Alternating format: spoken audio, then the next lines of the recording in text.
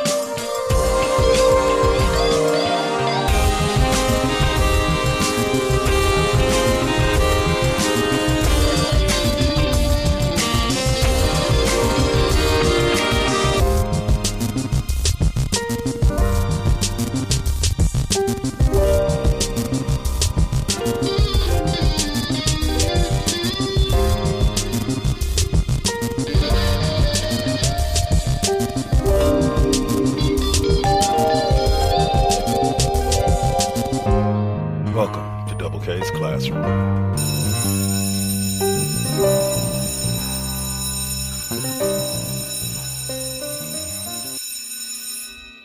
Class is officially in session.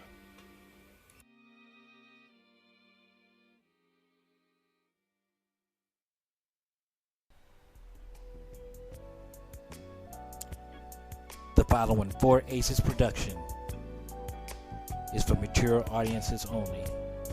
Listener discretion is highly advised.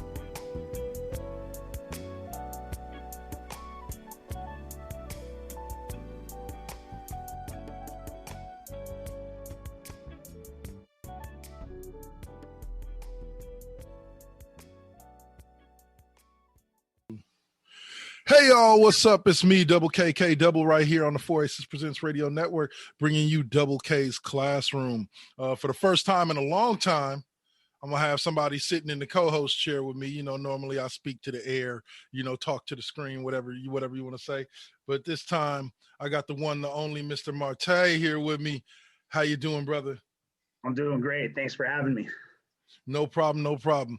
Like I like to say, or one of my heroes when it comes to this type of stuff, Stephen A. Smith, as much as people hate him, I don't care. The man's good at what he does.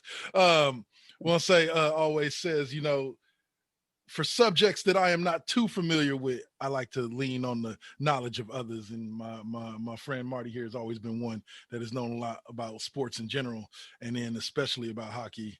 I've always leaned on his knowledge as far as a lot of that goes. But today we're going to take a look at those NHL power rankings. Now, unfortunately, I would love to focus in on, my local team, my San Jose Sharks, but they ain't there yet. They ain't ready to be up at that level where they in that top of that power ranking. So let's take a look at some of the teams that are sitting there right now. Let's see. All right. So go away. Nope, go away. There we go. All right. So we have top five that consist of the Avalanche, the Panthers, the Capitals, the Hurricane, and the Lightning. These are five teams that, well, for me, consistently throughout my lifetime, I've seen Colorado as a damn good team, dating back to the days of Patrick Roy and them boys. So this, to me, is kind of a resurgence back to that late 90s. How you feeling about Colorado in that top spot? I mean, I think they've been the most consistent team in the Western Conference so far. I mean, other than Colorado, I mean, you've got the Vegas Golden Knights that are there as well. But I mean, it's surprising that there you go. You got to they're currently in the sixth spot for the for the power rankings. I mean, Colorado's got a fantastic team. I mean, they've got they're getting good games from Phil Kessel. I mean, they've got Gabriel Landeskog. That kid has been consistently a force to be reckoned with for scoring for since he's come into the league. And then you also got Nathan McKinnon. You've got Mikko Rantanen. Just those guys in general, I think are some of the top players in the Western Conference right now. And they're showing it night in, night out. Now, is this one of those teams that I'll use, once again, using my hometown team, the Sharks from about what was that, like 2010 or 2012 when they won the President's Trophy and just kind of fell apart, come playoff time. Yeah. So what's funny is that there's a lot of superstition when it comes to that President's Trophy. A lot of people, a lot of fans in general for hockey say that, oh, hey, we don't want our team to win that President's Trophy because there's always seemed to have something happen in the first round of the playoffs, like either a team gets bounced out or whatever. And I don't know if it was this last year or maybe a year, 2 years back. There was an Eastern Conference team. I want to say it was either the Tampa Bay Lightning or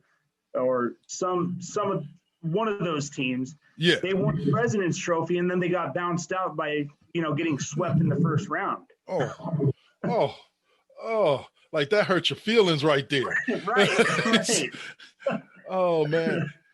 Well, I can say this. I've never known Colorado to be a one and done type squad. No. When they have gotten there, they've always been competitive. So I can see this team at minimum making it out of the first round. Without knowing much based on pure heritage, but yeah, you're right. Those guys that come in with that President's Trophy with that, it just seems to be a jinx. Right. It's almost like being an 11 seed or being a 5 seed facing that 11 in the NCAA tournament. You know what I'm saying? They just don't have good luck there, like for some odd reason. Exactly. So, but we'll see. Maybe Colorado can break that trend. Maybe they can get all the way to the finals. All right. So we'll take a look, kind of like you're saying, outside of that top 10. I like Tampa Bay. Yes. I definitely think they have a strong squad. I don't think they're built too well for the regular season in the sense that I don't see them coming out and being one of those top 3 teams that's going to be competing for the President's Trophy. But I do see them as a team that's going to make some serious noise in the playoffs. Mm-hmm. I like me some Tampa Bay. But once again, we'll see where they go from there. Vegas, boo. Right. Sorry, man. No, actually, I can honestly say this just in an overall about it. This team has been good from the time that they dropped their first puck. And it's really amazed me because you don't see expansion teams that are like that very often, where they just come in. I think the last expansion team that really came in and did damage, in my opinion, was the Jaguars, but it took them a couple of years before they got themselves into the AFC Championship game. Yes. But yeah, Vegas is just one of those teams that, once again, now it says that they were previously ranked 1 and they dropped to 6. So I'm assuming they've recently had a losing streak. If they've recently set a top and. Yeah, I think they ran into, I think they've run into a couple of games versus, I know that they lost 2 games to Minnesota. One was a shootout, a 3-2 shootout. The other was a 2-1 loss as well. They lost 2 games to St. Louis, which is, St. Louis is hovering right on that, number 4 seed or that number 4 spot in the playoff standings right now. They split a couple of games against the LA Kings. They came out of the chutes pretty hot, in the first half of the season. Right now with the way how the schedule is with all the COVID stuff going on, you're playing 2-game series against back to back. Pretty much back to back, and you're only seeing teams that are in your division right now. So, right. I mean, it's almost like a mini playoff series every series that they're playing. Right. Right. We're seeing a similar format with basketball as well, with them playing back to backs against teams in their same city. And I don't know how I feel about it, but you're right that it can get you trapped in this bubble where if you're rotating and you're playing nothing but your division teams, we always know in almost every sport, division matchups are always more difficult than non-division matchups because you see those people so many times in a year. Right. So I'll say this. Hopefully they can bounce back from it. Colorado, Vegas. I just want that Stanley Cup moving back over to the west side of the country for a little bit, please. Right. Now let's get down here where we at. Oh, Penguins. I didn't realize they were this good this while. So sitting at number 10 out of 10 are your boys, the Minnesota Wild. Yep.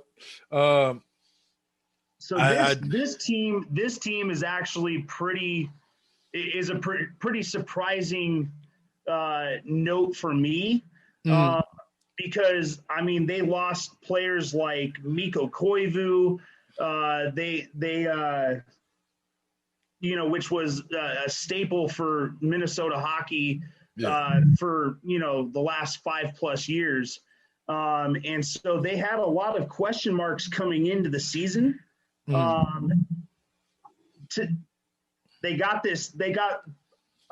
personally think that he could easily be the rookie of the year, Kirill Kaprizov. Okay. He scored 16 goals so far. So I mean, he's been a great addition, great draft pick pretty much. You're getting scoring from Kevin Fiala, good games from Joel Eriksson Ek. You get night in, night out, great games from Marcus Foligno. You get good games from Victor Rask. I could go down the list. And I mean, to be honest with you, their goaltenders right now, they got Cam Talbot that they got from, I believe, Calgary. Okay. He came in. He dealt with some COVID issues and stuff like that, missing some games because of COVID. But you got this other guy, Kaapo Kähkönen, who's come in. He's a rookie, and his regular season stats so far this year. In 19 games played, he's 12-7 and only giving up 2.69 goals against average, and he's got a 909 save percentage. And that's a rookie? As a rookie. Holy yeah, that leaves you hopeful for the future, so to speak. Absolutely. Yeah, and with 24 wins in that first half of the season. Yeah, man. Yeah. Like, yeah. The watch out for the Wild because they coming. I think they're going to make a strong push in the postseason. I mean, I think they're leaps and bounds ahead where I would have put them at the beginning of the year. I mean, they've exceeded all expectations, I think, for people out in Minnesota or for the hockey fans out there. I can honestly say, okay, so the Dallas Stars became the Minnesota Wild, yes? Or was it vice versa? So it's the other way around. So the Minnesota North Stars were actually the original team in Minnesota. Okay. And from what a lot of people say out in Minnesota is that they feel that they lost the Minnesota North Stars because they couldn't they had attendance issues for games and stuff like that. And so it was almost like kind of like what the Baltimore Colts did, where they just up and left overnight. They were sold to some guy in Dallas, Texas, and Dallas dropped the North off of the name and just created the Dallas Stars. Yeah. And, you know, to add the insult to injury over that whole loss, you know, for the state of Minnesota, it was like a couple of years later where you have the Dallas Stars winning the Stanley Cup with all of the same players that were on that last Minnesota North Stars team. Oh, that definitely sounds like a Cleveland Browns, Exactly. Cleveland Browns, Indianapolis Colts situation. Like Yes. that was cold, or not Colts, but the Baltimore Ravens. Right. When the Browns left to become the Right. Ravens, and yeah, I still hear folks from Cleveland. That was our title, man. Yes. Ray Lewis should have been a Brown. Yeah, it Right. just wouldn't have looked right. Sorry. Nope. But I want to say when were Wild established? Like, so the Wild 2000s? were established in 2000. Okay. So they're actually in their 20th season right now. So that's kind of a Huge. you know, kind of a cool thing for you know, fans out there to, you know, to have. I mean, obviously 20 years is a good run. I mean, they've been consistent with going to the playoffs and stuff like that. I think the furthest that they've ever gotten was to the conference finals. I think that was in the early 2000s. I mean, like you said, I think the future is bright for Minnesota right now. I think that they could easily make a run here within the next couple of years. And to be honest with you, I'd love to see it. There are certain franchises that I may not be a fan of, but I don't mind seeing them succeed, and the Wild are definitely one of them. I was actually a semi-fan. Like I say semi-fan, like I wasn't hardcore. But remember, like when I was youngin', there was no San Jose Sharks. Like San Jose Sharks didn't come around until I was in high school. So like, so for me, like there was no hockey. I liked Gretzky. I liked the Kings for a while because that, you know, and so, but I forget the names of the players, but I had a couple players that I liked on the North Stars. I used to use them when I played like NHL 94 and all that. Yeah. And Mike Madonna, JP Parisi. I mean, throwing them names out there. Yeah, just to name some of them. Yeah, and so like it's Minnesota is one of those franchises. Like it's like, I'll be honest with you, it's like with the Twins. Like I wouldn't be mad. Like when Kirby Puckett and all them boys made it to the World Series, I was like, let's go. Like I hope y'all win. And so I just have this fondness. Even though I've never been there, I just always have this fondness for Minnesota sports teams. Like everything except for the Vikings. I have to say fuck the Vikings. Like, but yeah, I mean, I've had the opportunity of going out to Minnesota a couple of times over the last couple of years to see some hockey games there, and I mean it's night and day comparison to what you get to see out here in San Jose and whatnot. So it's some real cool atmospheres that go on in Minnesota. Awesome. All right, I told you move out there, man. I'll make the trip out. Go to a game. Yeah, right. You know, shoot. I ain't never been to cold, I'm not trying to, be racial or anything, but my people don't do too well in that cold, man. That ice, that snow, nah, man. And I'm not ashamed to admit it. But all right, so we'll wind down with this and kind of give it a 2-minute talk real quick. San Jose Sharks. I to be honest with you, I don't even know if they're gonna make the playoffs this year. Like they're hovering around 500, but they're just jettisoning everybody. I'm beginning to wonder if the management has kind of gone into full rebuild mode. Like they're just trying to start over. Yeah, I mean, I think it's safe to say that. I mean, you still got a pretty solid core there. I mean, you've got Evander Kane, Logan Couture is still there. You got Tomas Hertl. You've got a pretty strong core. I think, there's the games that they'll have really good nights defensively. They'll get good, performances from either, Devin Dubnyk or Martin Jones. Yeah. But the goaltending, it's just so inconsistent every given night. I mean, you could have a couple of games where they're doing well, and then you'll have a couple of games, back to back where they're just not performing. Yep. So I mean, obviously, the record kind of speaks to it. Yeah. A lot of my friends that are big Sharks fans. I mean, they're okay with the Sharks being 18-18 right now. Yeah. I think the Sharks have obviously given their fans so much over the last 20 years. Yeah. And now having a little lull. I mean, It is. I'll take a little lull if they're gonna put on another run for going to playoffs 10 years straight down the road. And that's where I'm at with it. Like it's kind of like with the Warriors. Like everybody's like, oh, the Warriors suck now. The Warriors suck now. But for me, I'm like, okay. Like we just got done like on a 7-year run, dominating the league, 50 wins a year, 70 wins 1 year, going to the playoffs every year, reaching the finals 5 straight years in a row. I'm okay with sucking for a little bit. Yeah, I really am. Shit. For this season, Wiseman just went down. Tank the season. I know they won't do it, but tank the season and get yourself 2 top 5 picks. Add those 2 dudes and set yourself up for the future. Yeah, I mean, and then you got Klay Thompson coming back next year. I mean, you never know what will happen next year. So, all right. So let's wrap this half of the show up.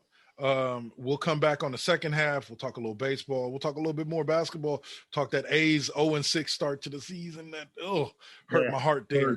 Hurts. And we'll go from there. But y'all are listening to Double K's Classroom. I'm here talking hockey with Marty on this 4 Aces Presents Radio Network, and we'll be back in about 2-3 minutes after the commercial break, and we'll talk to y'all then.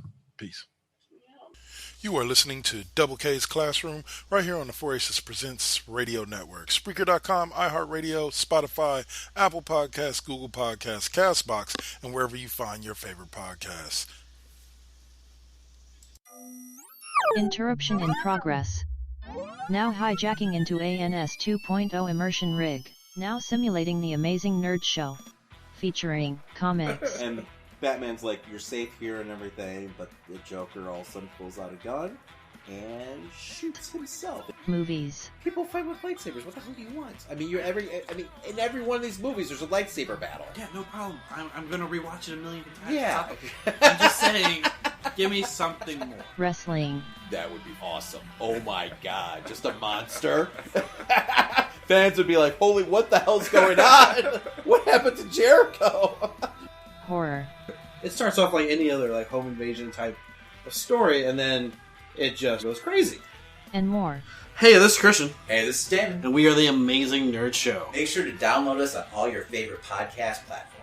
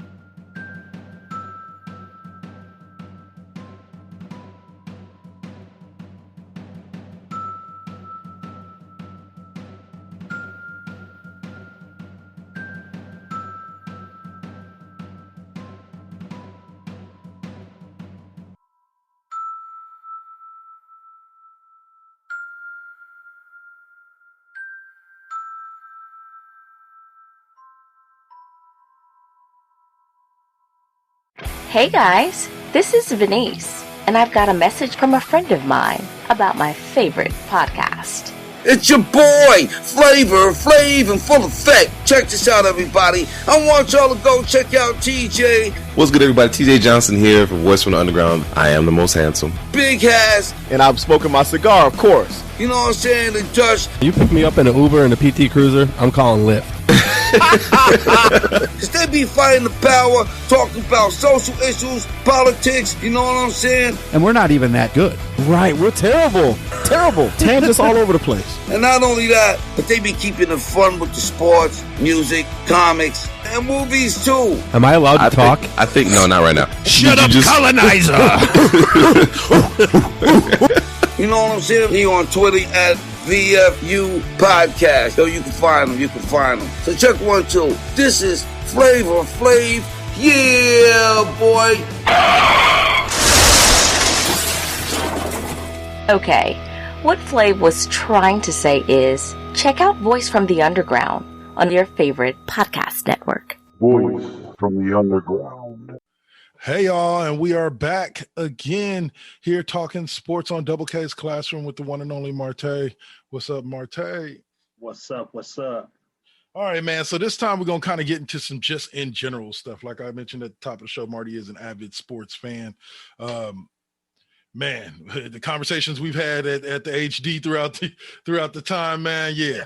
All right. So let's start here. We're both A's fans. Yes. How hard has it been for you? Like, we're getting into a groove now. I believe we're like 3-6 now. Yeah, we're 3-7. Okay. We've won 2 straight. So I mean, things are starting to go in the right direction right now. They got a short 2-game series against Arizona in Arizona starting tonight. Which, I mean, Arizona, they're inconsistent. Yeah. You know, so I mean, it's a very, very winnable short little series. Yep.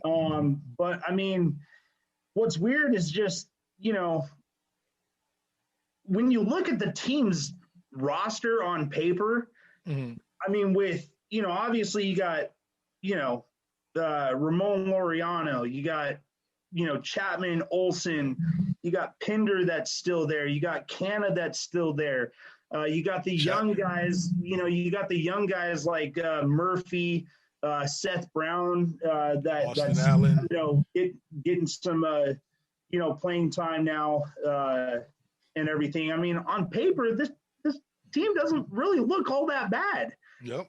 But that first series going up against the Astros and then the Dodgers, that right there. Oh, that was a death start. Yeah.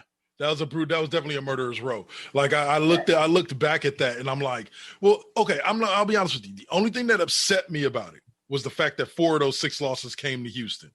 Like, you know what I'm saying? Like, that's the only thing that truly upset me about it. I'm not upset. I wasn't upset about the 0-6 start because it's like, you know what? Maybe they just need to get their groove behind them. Because I mean, Chapman went out like, halfway through last season and was out for the rest of the season. So he hasn't played baseball for like close to a year. You know what I'm saying? Like, I was like, okay, everybody's got to get back into their groove.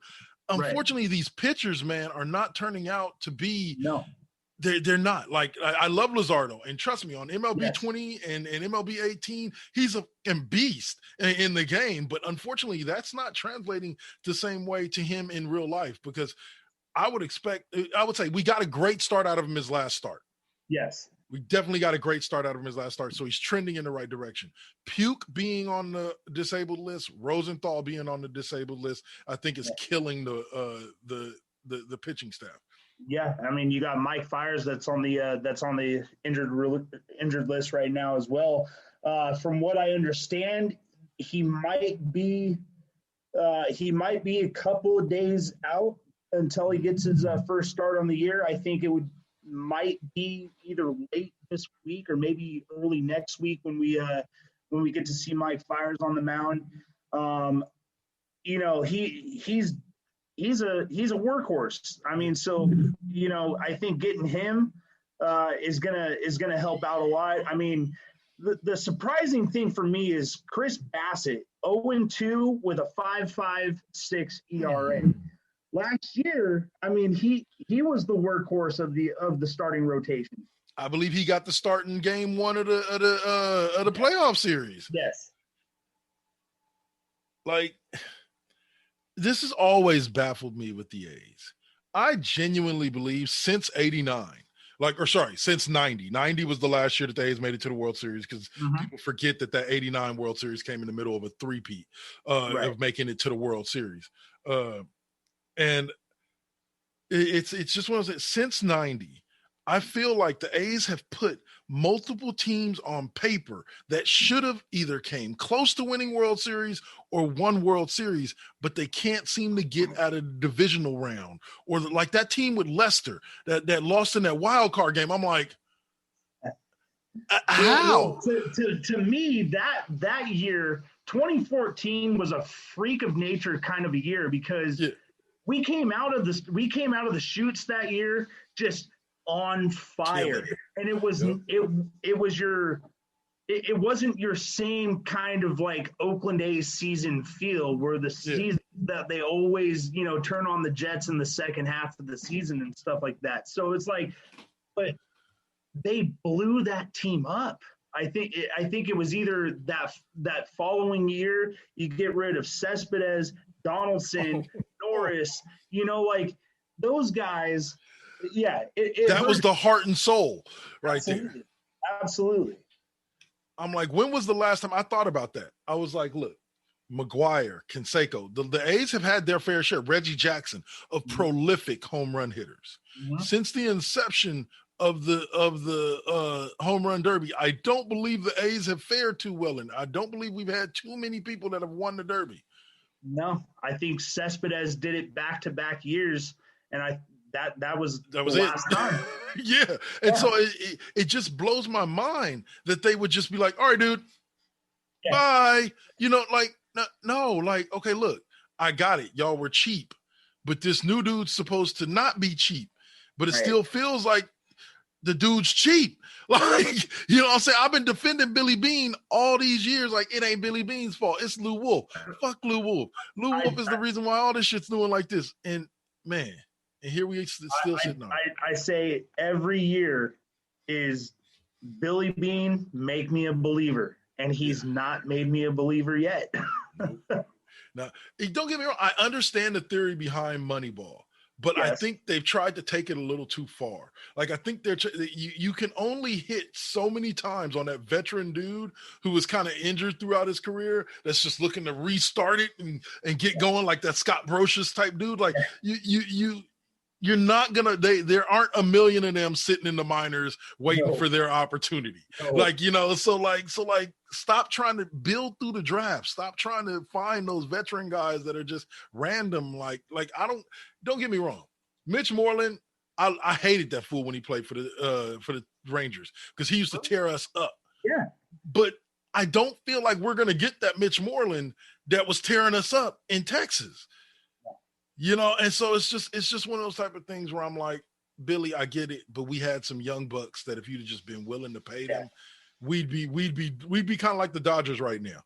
We'd be contending for World Series year in and year out. You know? The loss that hurt me the most in the offseason was losing Semien. Yeah. But I mean, granted, you get Elvis Andrus to come in, which I mean that fills the hole in that side of the side of the field. But the bat, you're losing that consistent bat, and I don't think that Andrus is going to be, that consistent. He's not the Elvis Andrus that used to lead the lineup for the Rangers a few years back. He's not that guy anymore.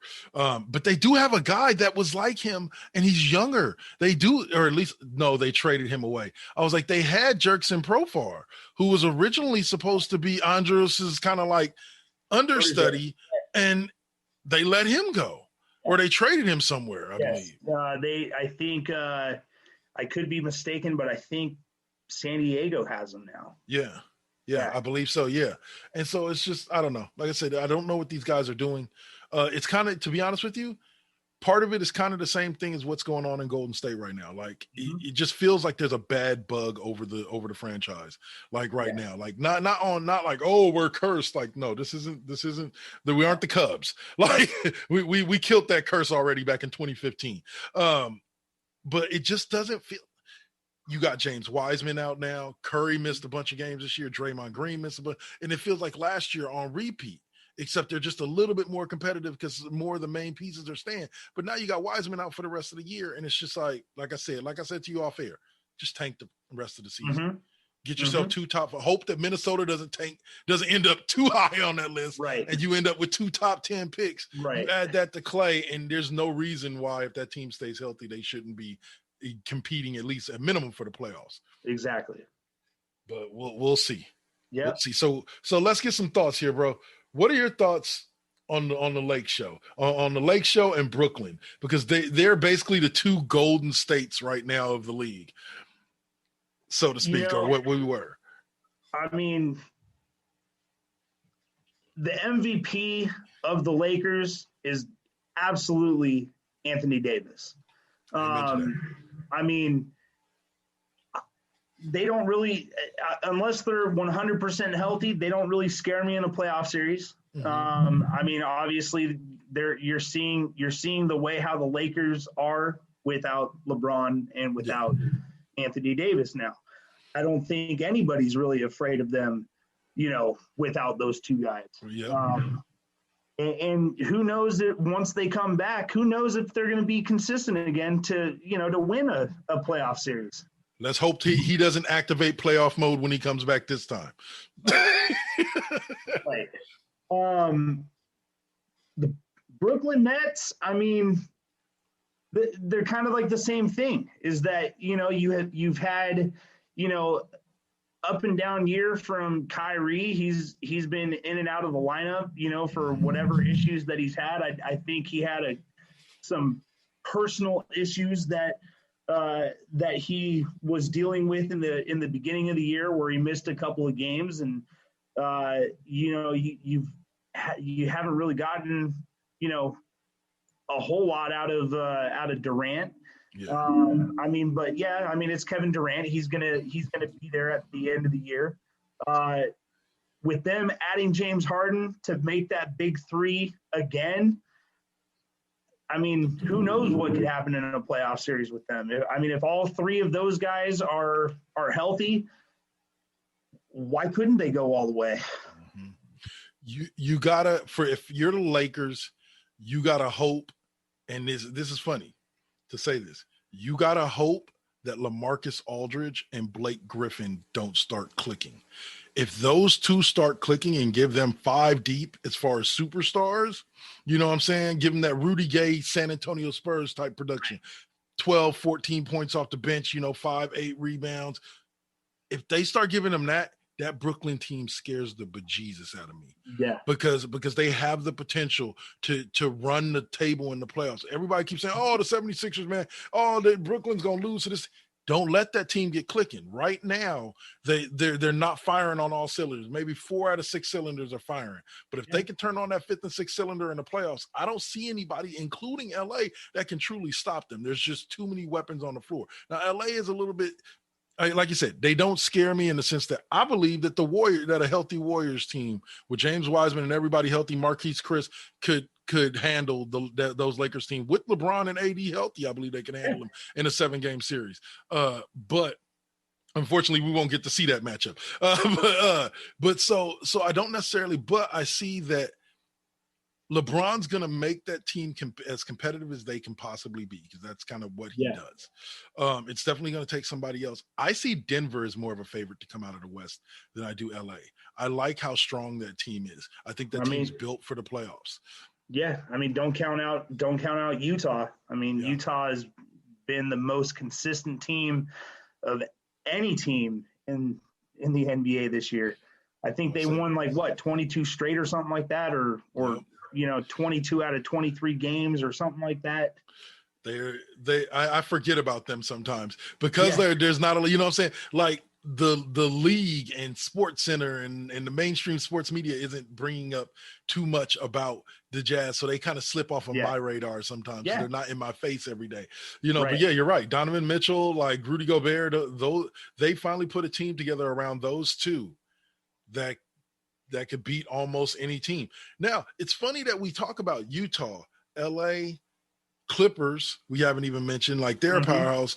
All of those teams at some point or another have lost to the Warriors this season. That's what's funny to me. Like a lot of people don't realize the Warriors have some marquee wins. The only team, the only one of the top tier teams that they haven't beaten at least once is Brooklyn. I believe Brooklyn swept us in the season series. Yeah. But other than that, the Warriors have beaten all of the top teams at least once. And so that tells you something about going into next year. Yeah. With Clay coming back, more talent coming in. The problem, the thing that sucks is they only had a year to use those that exemption, the disabled player exemption. I don't think they're going to be able to use it before Clay actually comes back. Or do they have to use it before Clay comes back? I'm not sure. But like, it just sucks because there have been, like, I wouldn't have mind seeing Blake Griffin in a Warriors uniform. Yeah, wouldn't mind seeing LaMarcus Aldridge in a Warriors uniform. You're saying you got that exemption, use it, man. Come on, bring in one of these dudes. But we didn't, and we are where we are. Now Kevin Looney's our starting center for the rest of the season with Draymond rotating in. I don't have championships aspirations at the end of this tunnel. Like, I'll be happy if we get through the play-in tournament. If we actually get in and get through the play-in tournament, that'll be a successful year to me. Yeah, exactly. Anything beyond that, nah, this team isn't built for that right yet. Nope. But, sir, I do want to thank you. We're going to go on ahead and wrap this up. It's been a pleasure having you on. We will have you on again. Yes. In the future. All right. And other than that, man, let's get one hot take. What are your thoughts on the Tampa Bay Bucks becoming the first home team to win a Super Bowl and Tom Brady being at the helm?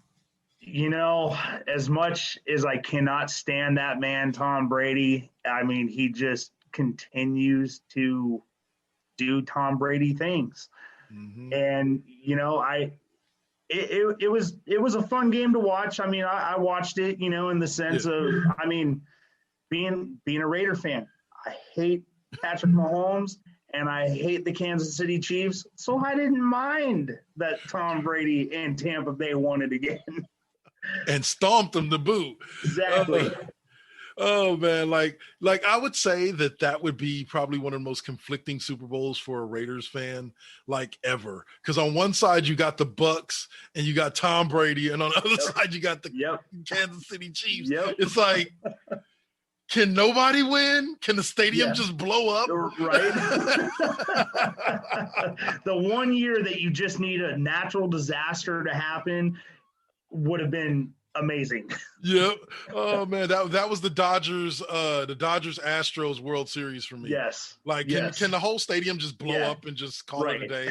But all right, y'all. Once again, Marty, thank you for being on. Y'all, thank y'all for listening in. For y'all watching on the YouTube page, thanks for watching. Be sure to click the subscribe button, and I'll catch you in 2 weeks. Peace. All right.